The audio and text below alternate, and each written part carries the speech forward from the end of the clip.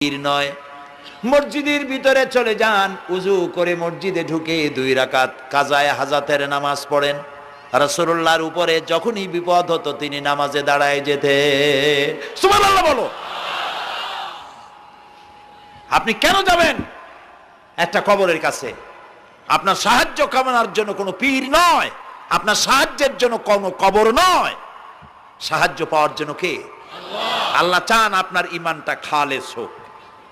আল্লাহ তাআলা এটা বরদাস্ত করতে পারেন না যে মানুষ কারো কাছে গিয়া আরেকজনের কাছে গিয়ে নথি স্বীকার করুক। আল্লাহ সহ্য করেন না।